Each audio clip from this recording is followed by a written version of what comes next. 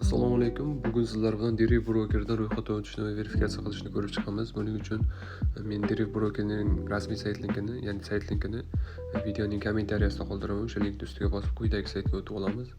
Va bu saytda birinchi qiladigan ishimiz bu Country Region degan joyga O'zbekistonni tanlab olaymiz. Tanlab Sign Up tugmasiga bosamiz. Xo'p, bu yerda biz ro'yxatga o'tish turlari mavjud. Bu yerda biz Google orqali, Facebook va Apple orqali ro'yxatga o'tishimiz mumkin. Email orqali hozir ro'yxatga o'tishni ko'rib chiqamiz. Bu yerda email degan joyga siz email manzilingizni kirgizib olasiz birinchi. Va email manzilingizni kiritib olganingizdan so'ng pastdagi Next tugmasiga bosamiz. Va bu yerda email manzilimizga tasdiqlash kodi yuboriladi. O'sha kodni bu yerga joylab olamiz.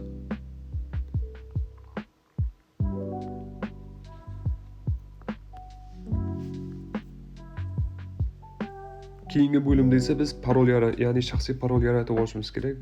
Shaxsiy parolimiz 8 ta belgidan ko'p bo'lishi kerak. Bu yerda katta harf, kichik harf, bitta raqam va belgi qatnashishi kerak.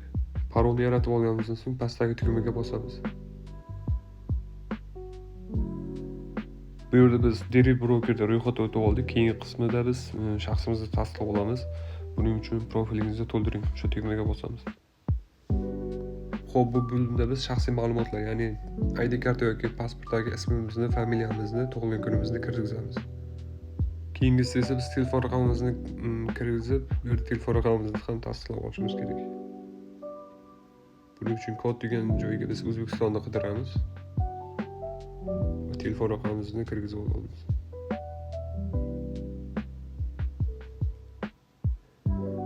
Keyingi bo'limda biz ID kartamizni ro'yxatga o'tkazib olamiz, ya'ni tasdiqlab olamiz. Buning uchun biz o'sha ID type degan joyga National ID ni belgilab, pastdagi Next tugmasiga bosamiz.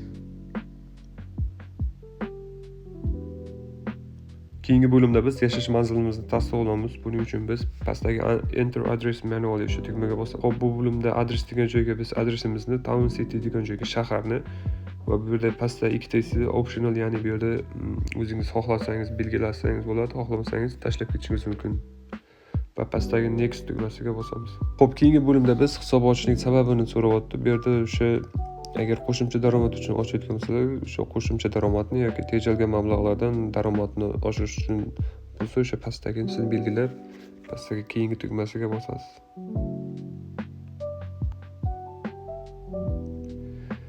Va oxirida biz bu yerda o'sha chet deklaratsiyasi emasligimizni tasdiqlash uchun bu yerda ikkalasiga ham yo'q javobini qo'yib, qabul qilish tugmasiga bosamiz.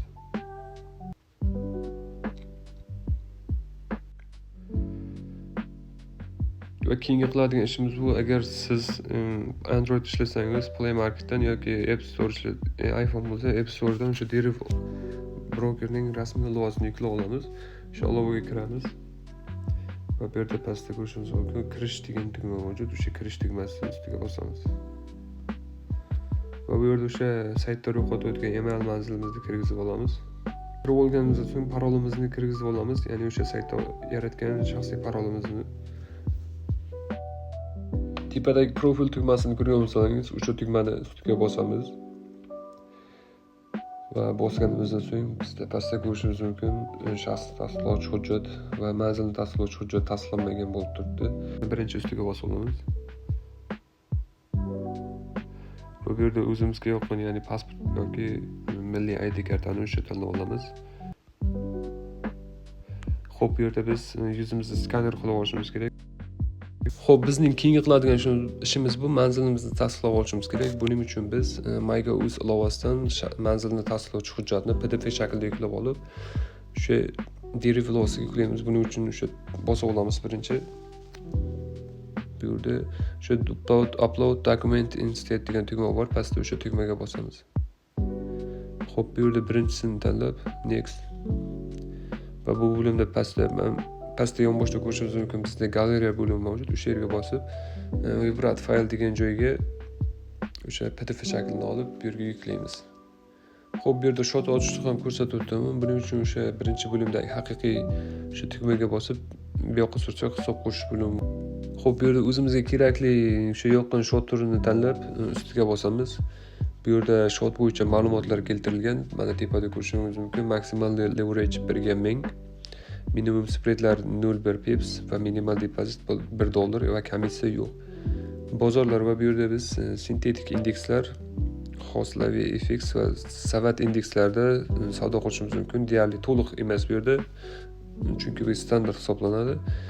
Bundan tashqari biz forex bozorida ham, aksiyalarda ham, tovarlarda ham, kriptovalyutalarda ham savdo qilishimiz mumkin. O'sha o'zimizga yoqqan short turini tanlab olganimizdan so'ng qizil tugmada haqiqiy hisobni faollashtirish tugmaga bosamiz.